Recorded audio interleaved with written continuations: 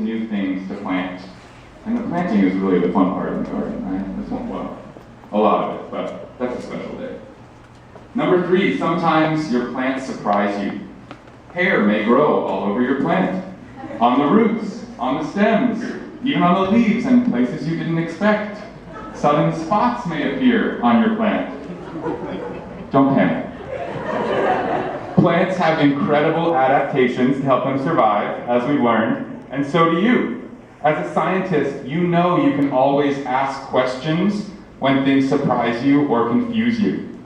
It can be helpful to find mentors or friends who can look for answers with you, but don't let other people tell you how your plants should or shouldn't look. There's no such thing as a perfect plant. There's no such thing as a perfect garden. Let's all focus on growing in a way that feels healthy rather than in a way that looks good.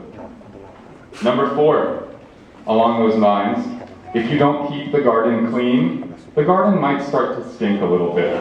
So please keep your gardens clean and keep yourselves clean, please.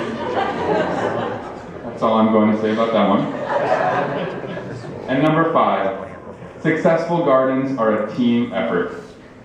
Not just because they depend on a group of capable students to care for them, because they need the help of decomposers and predators and sun and rain and wind and all parts of the ecosystem to keep them growing and strong.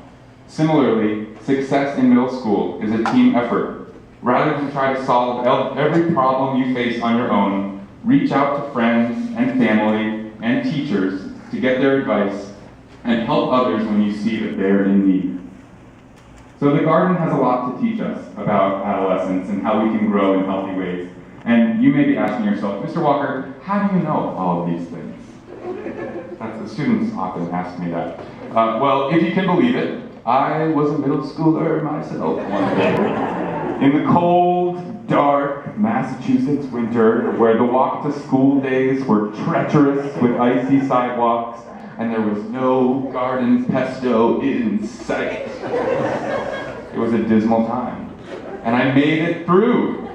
And you will too. But I'll tell you, I'm pretty different now than the kid that I was in middle school. And I wanted to paint you a quick little picture, but I figured actually that I might just show you a quick little image of myself in middle school. So first, I made sure at all times that my hair was covering my face.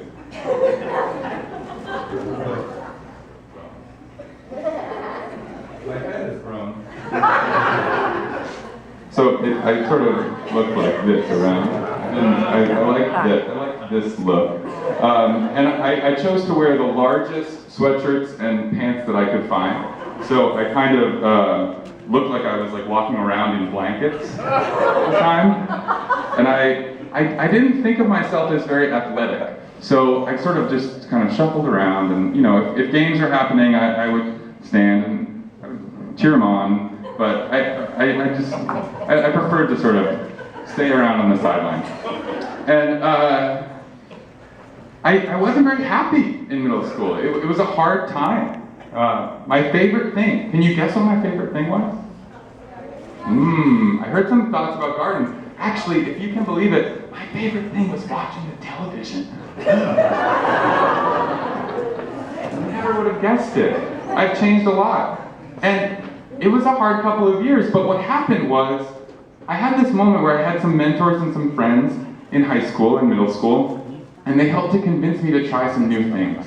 And I was nervous about them. I was really, really nervous about them. I didn't think that I would be very good at them, like team sports, or starting to go hiking with the outdoor club, or starting to do some rock climbing, or trying out for theater performances. But what happened was I took some risks, I challenged myself, and as I practiced and overcame little challenges, I started to feel a lot more confident.